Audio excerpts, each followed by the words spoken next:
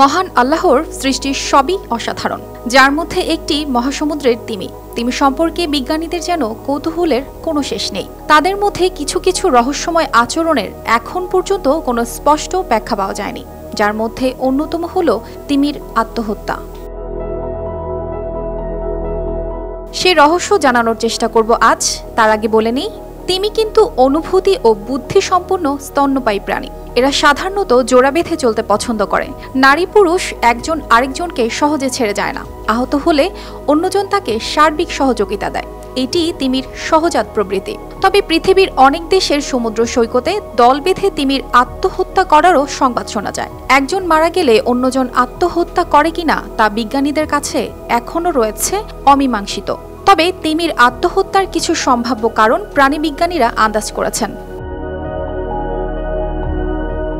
তোমাকে ছাড়া বাঁচতে পারবো না সিনেমার এই ডায়লগের বাস্তব রূপ দেখা যায় তিমির ক্ষেত্রেও। সঙ্গীর প্রতি নিখাদ ভালোবাসা এদের। প্রাপ্তবয়স্ক তিমি জীবনসঙ্গী হিসেবে একজনকে বেছে নেয়। সন্তান জন্ম দেয়া, তাকে লালন পালন করা পর্যন্ত এই সঙ্গী কখনো আলাদা হয় না। সন্তানের দায়িত্ব স্বামী স্ত্রী সমানভাবে পালন করে। সঙ্গীর প্রতি ভালোবাসা এবং দায়িত্ববোধ তিমির অনেক বেশি। পুরুষ বা স্ত্রী সঙ্গীর কেউ বিপদে পড়লে তাকে বাঁচানোর জন্য নিজের জীবন পর্যন্ত উৎসর্গ করে দেয়। তাই কোনো সদস্য অগভীর জলে আটকে গেলে তাকে বাঁচাতে গিয়ে অনেক সময় অন্য সঙ্গীরাও মারা যায়। তবে অনেকের মনে এখন প্রশ্ন এসেছে নিশ্চয়ই, তিমির এমন প্রবৃত্তিকে তাহলে আত্মহত্যা কেন বলা হয়? তিমির আত্মহত্যার এই পরিভাষাটি 2000 বছরের পুরাতন, সেই অ্যারিস্টটলের আমল থেকে।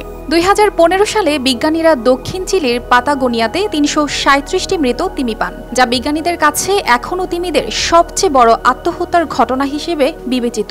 এছাড়াও কয়েক বছর আগে নিউজিল্যান্ডে একদিনে প্রায় 300 তিমি আত্মহত্যা করেছিল। এরা সমুদ্র তটে আসার পর স্থানীয় বাসিন্দারা অনেক চেষ্টা করেও এদের সমুদ্রে পাঠাতে পারেনি। ভারতের তামিলনাড়ুতে কয়েক বছর আগে প্রায় 100 তিমি তীরে এসে আটকে পড়েছিল।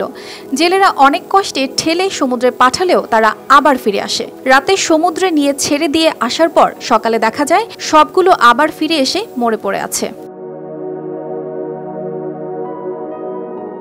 তারা কি তাহলে সত্যি আত্মহত্যা করেছিল?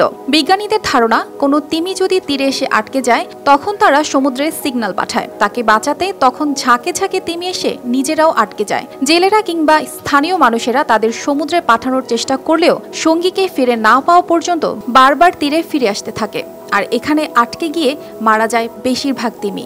এটাকে বলে তিমির দলীয় আত্মহত্যা। তিমি মাছ মানুষের মতোই সামাজিক জীব, তাদেরও অতিমাত্রায় আবেগ কাজ করে। তাই সঙ্গীর মৃত্যু বা অন্য কোনো ট্র্যাজেডি ঘটলে তিমির আত্মহত্যার ঘটনা দেখা যায়। অর্পিতা জাহান, RTV।